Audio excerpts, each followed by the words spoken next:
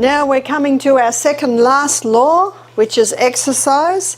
Second last because, yes, last but certainly not least, but we've got one more to do, and that's tomorrow, where we go to the mind and look at the importance of trusting in God and the actual effect it has on our brain and our whole body. But today, in this lecture, we're going to be looking at exercise, often called the forgotten remedy. Called the forgotten remedy because many people don't exercise.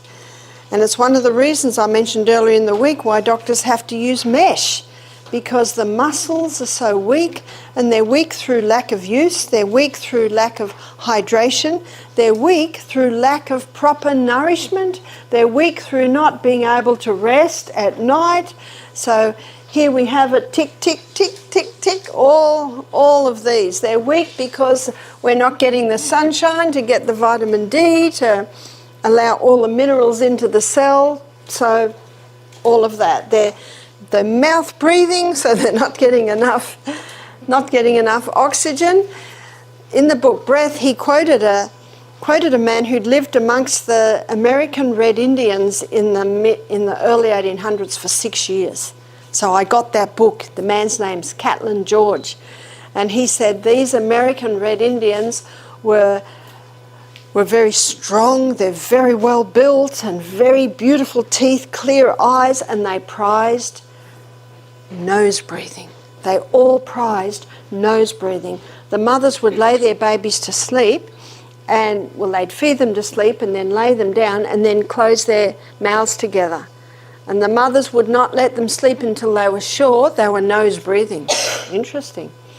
And then Catlin George gives a story about a white trader and an Indian who had a dispute, and they were going to have a confrontation, a fight to, work it out. Anyway, thankfully that they worked it out without having to have the fight. And Catlin George went to the Indian later and said, "Weren't you worried? That white trader's twice the size of you." He said, "No, I would have won. He was a mouth breather."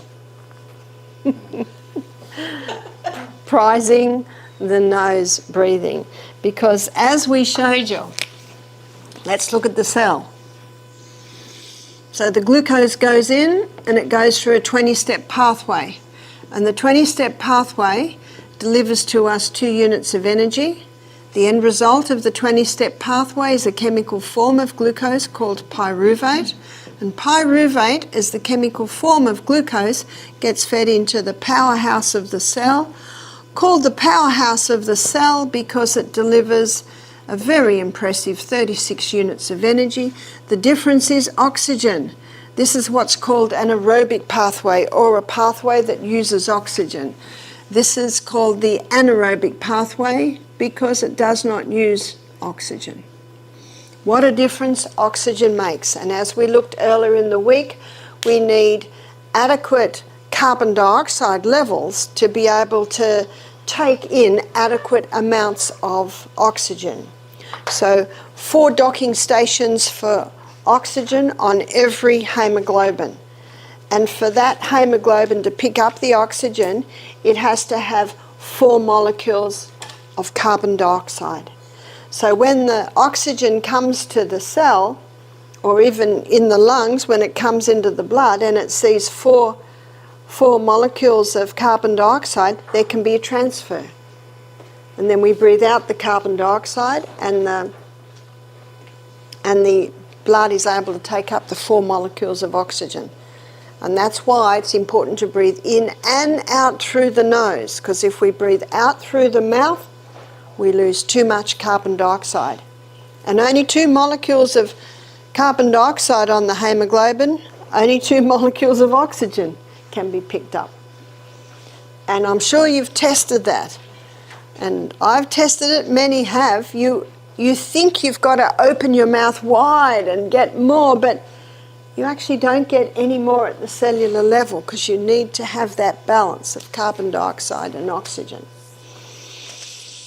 What we also looked at is how in the cell, particularly the muscle cell, there are little molecules of glucose, and they're called glycogen. Remember, the glucose goes in, and first of all it goes to the cell, The second place that it's sent is to be stored as glycogen, your quick release glucose stores. That's why you had the energy to exercise this morning. Number 3, if we've got any excess after that, it is stored as fat. What I'd like to show you is what exercise does to reverse this process. And it explains also why exercise is such an important part of managing weight in the body. The most probably powerful form of exercise that all the exercise gurus agree with today is the high intensity interval training. And the high intensity interval training, as the name implies, are intervals of high intensity. So let's define high intensity. So high intensity is anything that gets the heart rate up and increases breathing. So that could be running up hills. That's what Michael and I do every morning at Misty Mountain. It could be exercise bike. Probably most of the research that's been done on the high intensity interval training has been done on the exercise bike. So if someone's unstable on their feet, if they have ankle, knee or hip problems, the exercise bike is great because they're holding on. So the high intensity is cycling as hard and as fast as you can go. And 30 seconds is probably what most have come at. So who I'm quoting from here is Dr. Doug McGuff. He wrote the book Body by Science. And another book is Pace by Dr. Al Sears. He's called The Exercise Doctor. And another book, and that's a fairly well-known one, called by Dr. Michael Mosley, and that's Fast Exercise. So what I do is I read all of these books, and then I pull it in and summarise. And what I found that probably the common denominator in times would be 30 seconds. And you might not think 30 seconds is very long. Try it. Try running up the hill for 30 seconds. When I get to 20, my body says, yeah, that's about right. When I get to 25, my body says that this is going over the top. When I get to 30, I'm ready to stop. I count, and it's not 1, 2, 3, 4, 5, 6, 7, 8, 9, 10, as you know. Seconds is 1 and 2 and 3, and when I count, I know my steps. I get into a rhythm with counting and my steps. Could be swimming. It could be swimming very fast. It could be on the rebounder. If you jog on the rebounder, you'll get high intensity, or leaping very high, you'll get high intensity. Could be push-ups. Anything that gets the heart rate up and the respiration increase. Recovery time. What's recovery? What the research has shown is the best recovery is not sitting down. The best recovery is just going slower. So if you're on the exercise bike, it's just slowly cycling. If you're on the rebounder, it might be just the health bounce. This is the health bounce. If you're running up hills, and that's what Michael and I do, we walk down the next side. And I know when I was in Mount Isa is a mining town in northern New South Wales, well, northern Australia. It's right up in... So if you look at Australia... Sorry, it's not a great one of Australia, but it's something like that. So you know that most of Australia, that's desert. So most people live on the coastal areas. Well, Mount Isa is about here, so it's fairly deserty. And I was asked to give a series of meetings there for a week. So I always explore the town early in the morning on my early morning walk, and I found not far from the town, easy walk, even a few minutes walk, there are these big hills like this. So I think it's what's come out of the mines, I guess. So it's probably not quite that sharp, but it'd be like that. And so I'm about this big. So what I found is I'd walk up to about here, and that was certainly 30 seconds. And I wasn't doing any running, I was just walking. Well, you're almost climbing. So when I got halfway up, then I would just do stretches, do the arms, 7 down, 7 up, 7 back. So I would do other things like that. But what they have found, that recovery time is more effective if you can do some gentle moves. And this is usually about 1.5 minutes, so that's about 90 seconds.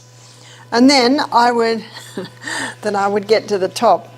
So in this situation, there was no running. All I had to do was walk. And when I was in the Rocky Mountains National Park about 2 months ago, and we walked up to Emerald Lake, well, that was a workout, and there was no running. It was just walking. So it's whatever gets the heart rate up and the respiration increased. And this is usually done for a cycle of 6. So let's do the maths on that. That's not very much, is it? That's about 15 minutes a day. And I found that very attractive because I'm very busy. And so the less exercise time, the better. But I have to tell you my story and how I got into exercise. I used to think I didn't need to exercise because I'm always busy, running here, running there, doing this, doing that.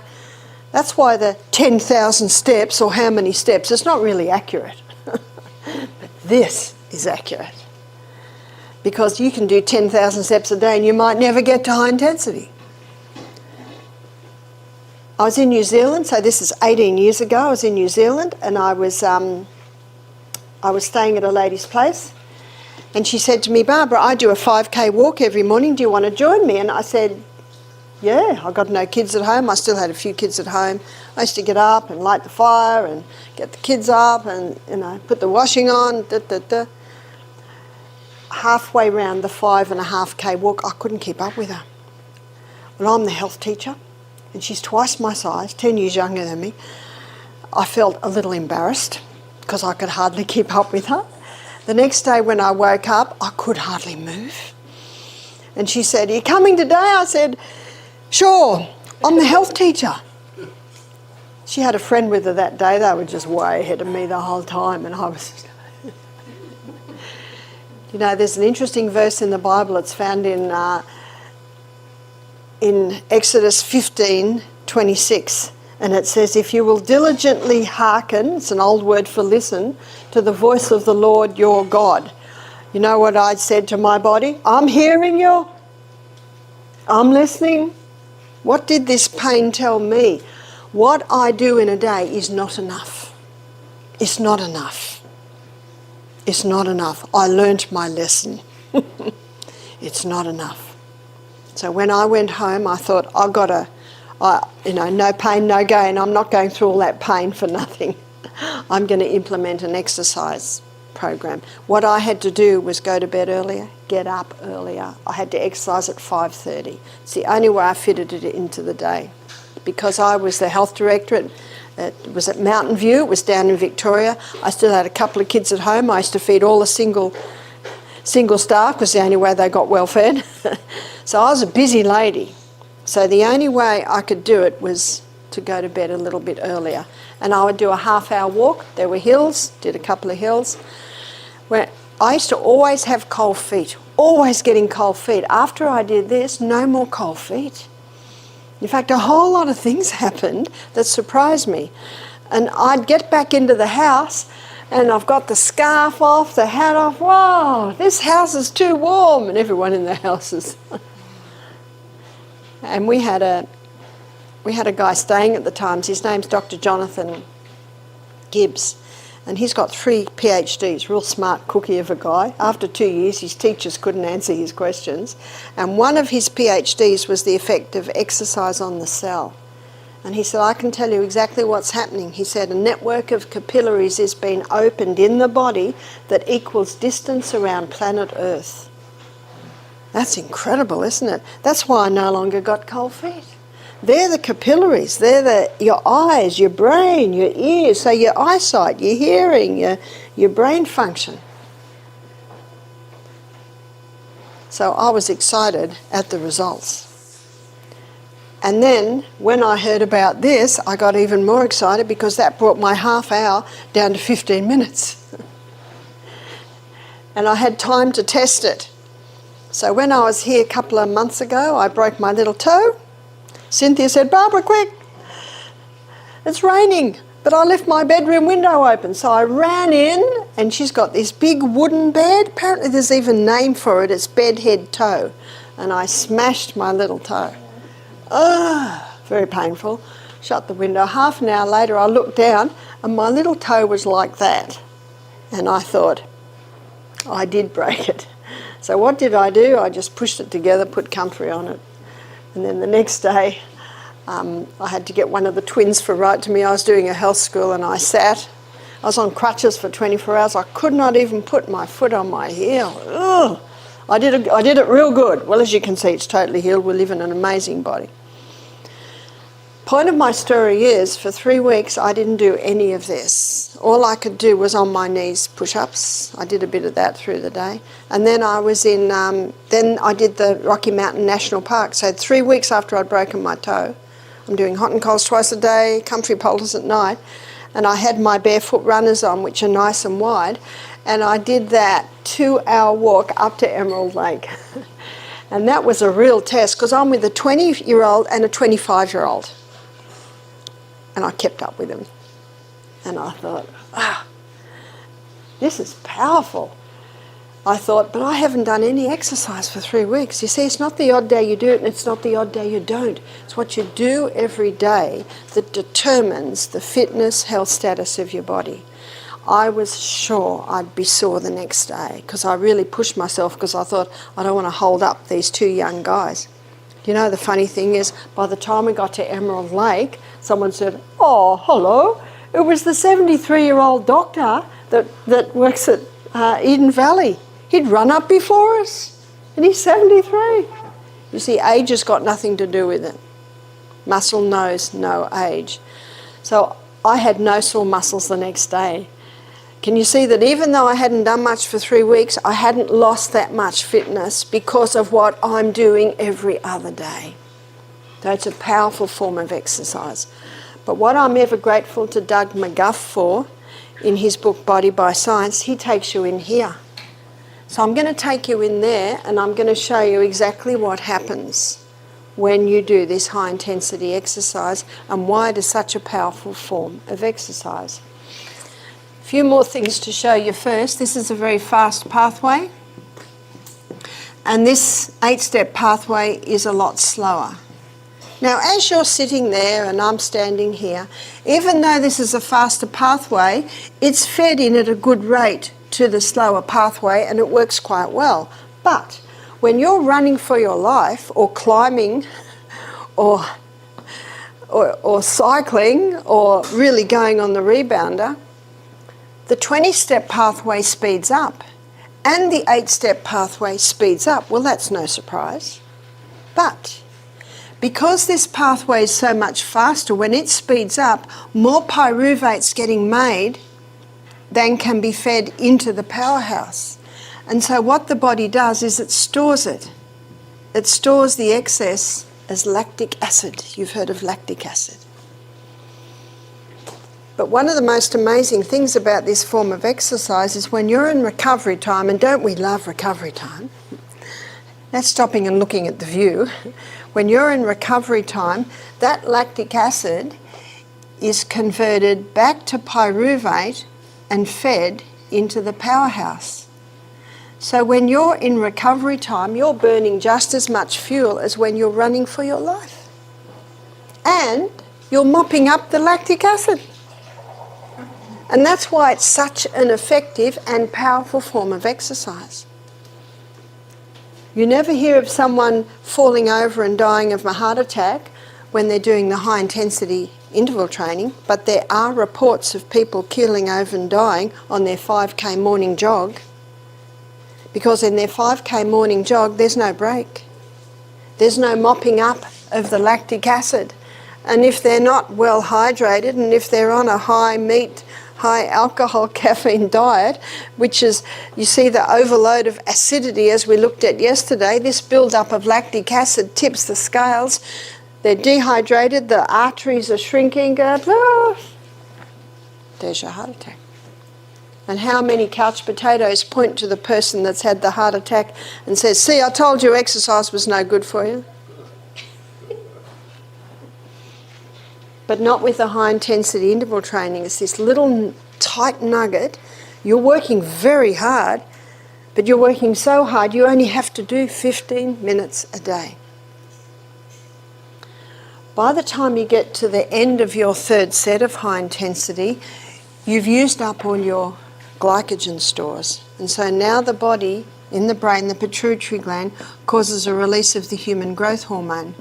And the human growth hormone is active when we're growing. I haven't grown much after the age of 16. That probably doesn't surprise you.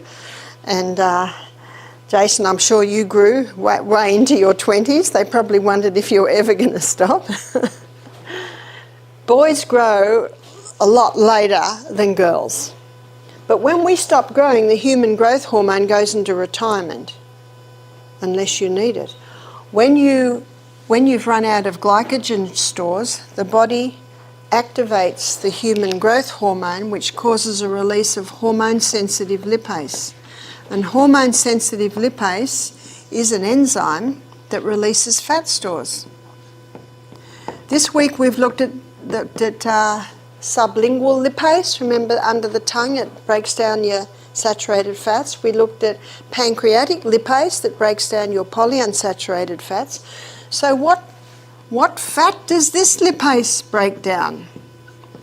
Breaks down your fat stores. Because remember, that's what fat is, it's stored fuel.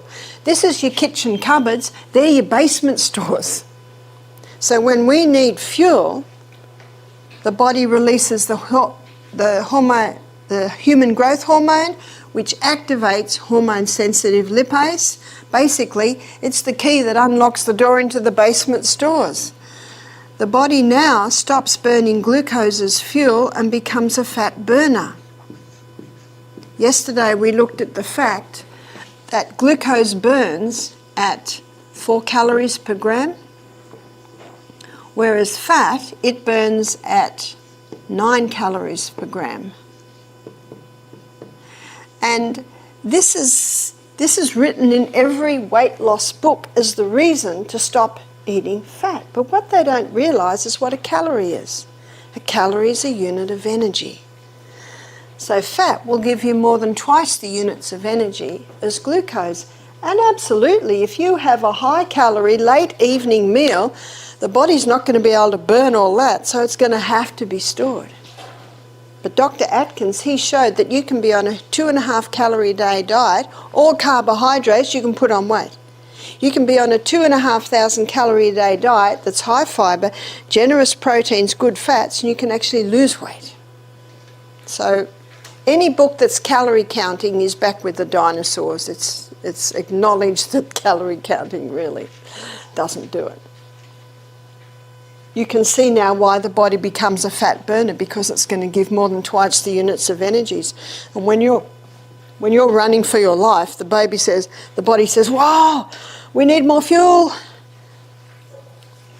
The human growth hormone increases the body's ability to utilise protein. We've looked at the importance of protein this week, the importance of eating sufficient protein, the importance of not drinking with your meals, so you're not watering down the enzymes that break down the protein. Now we're looking at another aspect, and that is implementing the high-intensity interval training, which causes a release of the human growth hormone, which increases your body's ability to utilise the protein. There's more. The human growth hormone increases the circulation of the blood to the skin.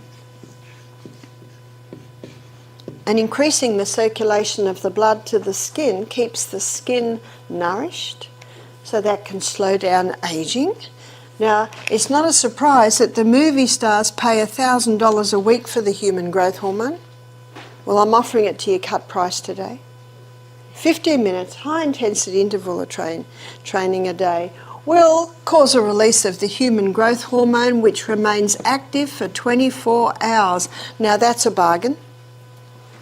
I mentioned my sister-in-law, Abigail O'Neill, who's a top model now. And when you look at her pictures, you think you're looking at a 20-year-old girl, and she's 48, and she does this every day. So she's getting the human growth hormone, but she's getting it the way God planned for us to get it. Remember what I said earlier, everything we need's in here. It's in here. Everything we need, God has supplied in our body. We just need to know how to access it, which is what I'm doing for you now, is allowing you to access that.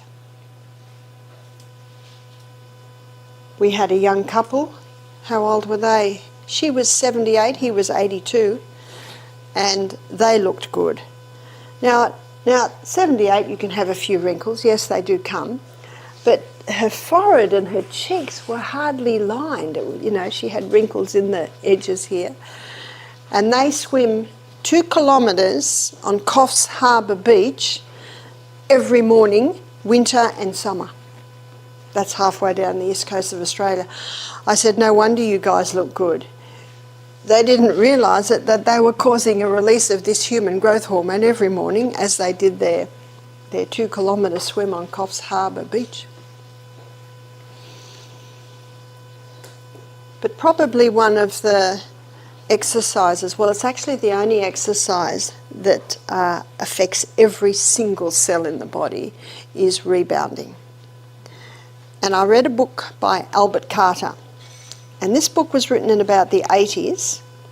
I picked it up because I'm an avid reader at Eden Valley when I was waiting for someone, and I couldn't put this book down. Albert Carter was a champion trampolinist, and then he married, and he noticed that his children were particularly strong, because he and his wife and children had a travelling trampoline show where they do all this trampolining. His little girl was 4 and can do one-arm push-ups. There's a photo of him in the book holding her ankles, and she's doing a one-arm push-up. And his little boy, he was only a little guy, and he'd get picked on at school, and he'd challenge everyone to push-ups. He could do 1,000 push-ups, 7 years of age. And when you look at the pictures of Albert Carter, he's like this.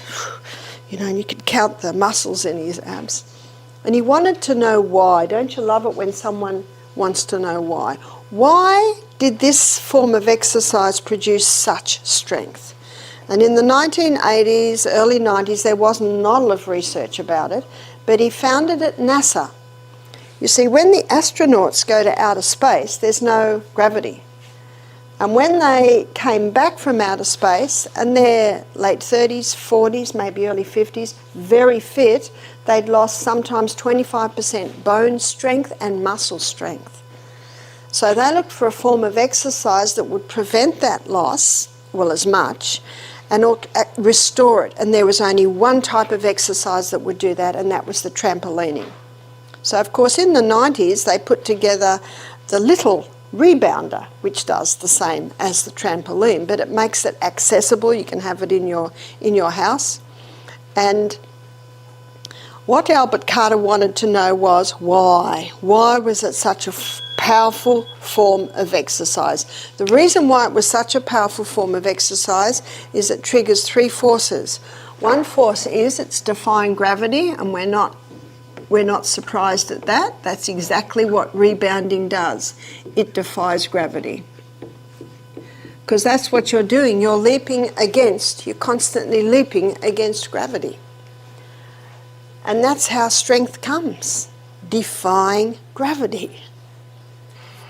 He also defined another force that's happening there, and that's acceleration.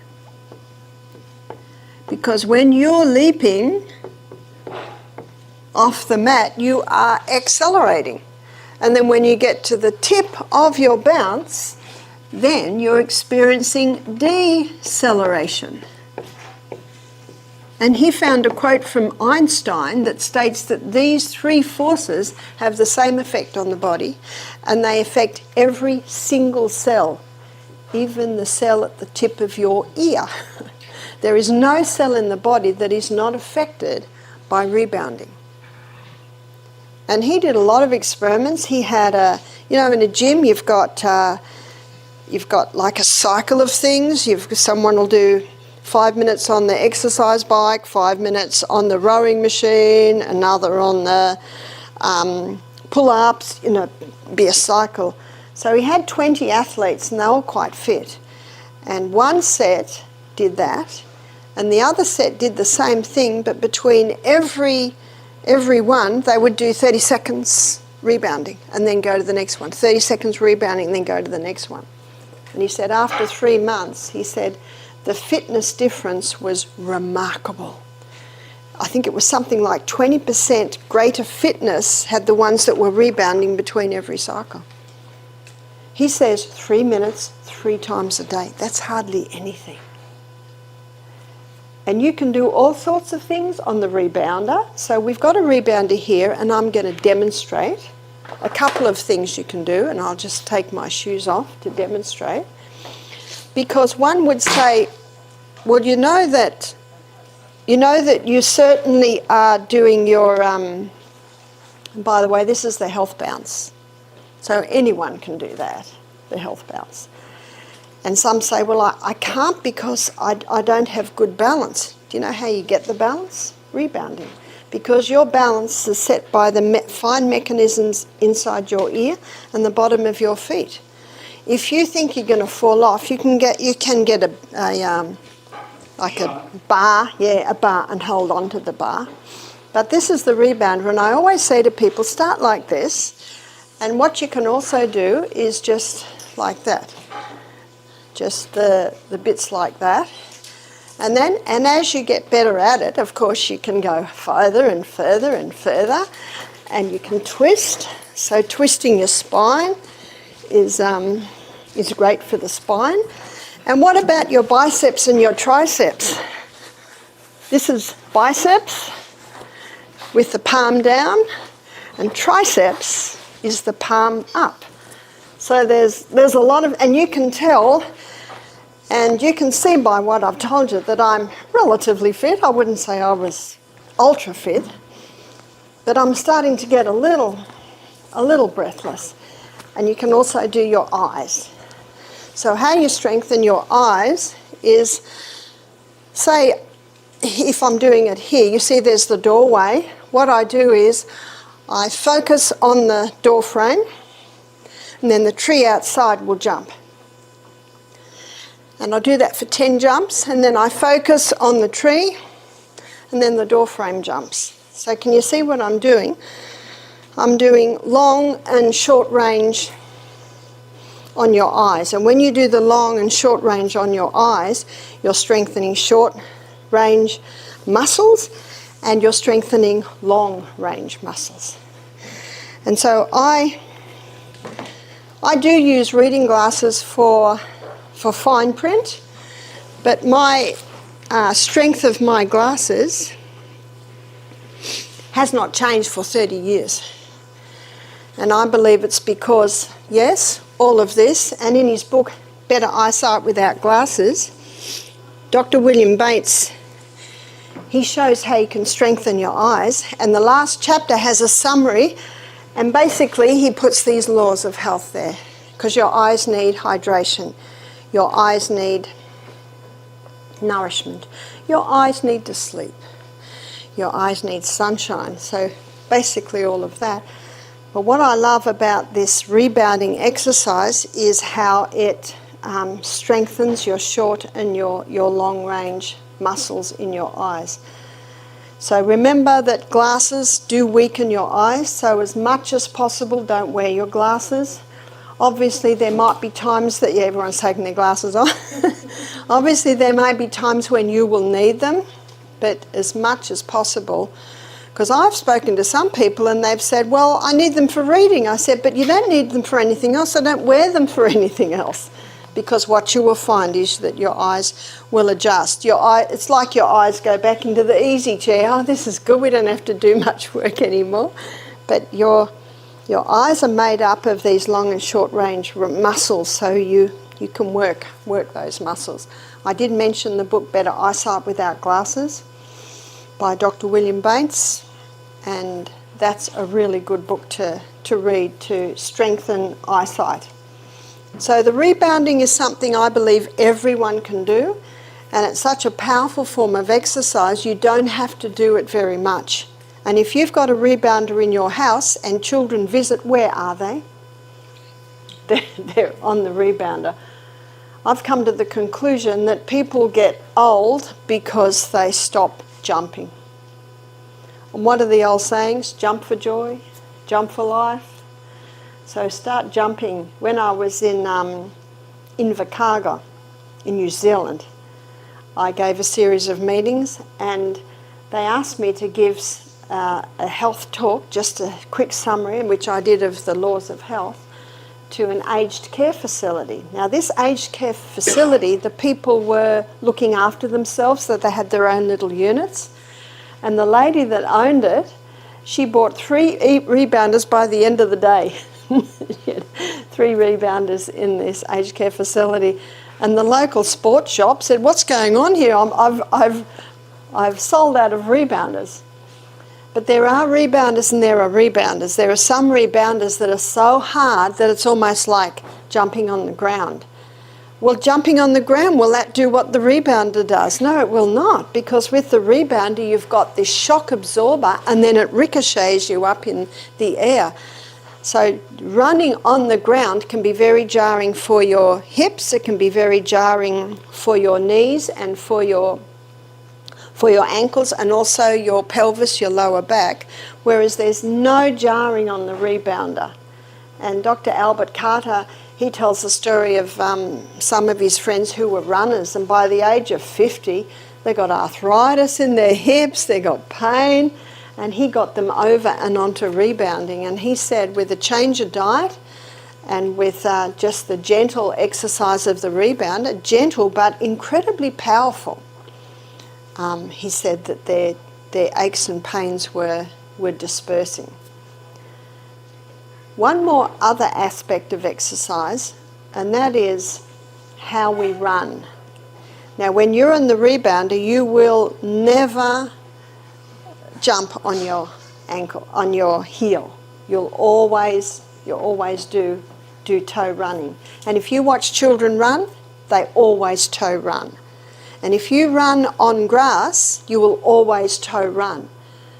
But unfortunately with these padded joggers, it encourages people to heel strike when they run. And there's a book called Born to Run by Christopher McDougall. And he was a runner, and he was getting hamstring, pelvic, lower back problems. So he decided to take a few months off work, travel the globe, interviewing runners. And he also looked historically at runners. And he found in 1960 and 1964, there was an African runner who took home gold in all of his running races, breaking times, and his name was Abibi Bikila. I don't know if you've heard of Abibi Bikila, and he was a barefoot runner.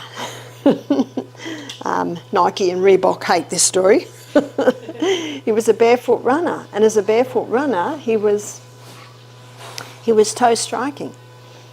And so Christopher McDougall, he explored it more and more and more. He found this group of Mexicans that love running, and it's all barefoot running and it's all toe striking. When they get to the really rocky passes, he said they cut out tyre from car tyres and strapped that on them just for the really sharp rocky bits. And it was from that book came the barefoot runners. You've seen barefoot runners? I'll bring my runners tomorrow if you like. They're barefoot runners.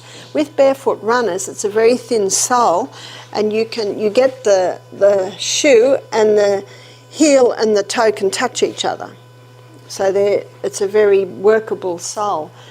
So when I read this book, I went straight out and bought some barefoot runners. And over the next couple of days, all my legs were sore, and I realised that you use totally different muscles when you toe strike, depending when you heel strike. This is another interesting book, and this guy's an atheist, but when he studied the foot, because he really explores running, legs and feet, and he said, the foot is a perfect design. And when I read that, I thought, mate, did we evolve or did we design? Make up your mind. Now, I believe that we were made in the image of God, and this foot was a perfect design. And he had to acknowledge that when he looked at the foot, because when you land on your foot, your toes spread out, your big toe basically balances you, and then you've got the ball of the foot and all of those muscles and little bones in there. It's just designed to take the weight. But the heel is not. The heel is not designed to take the weight. Obviously, when we walk, we heel strike, but it's not a huge strike because we're just walking. But when you run, it must be a toe strike.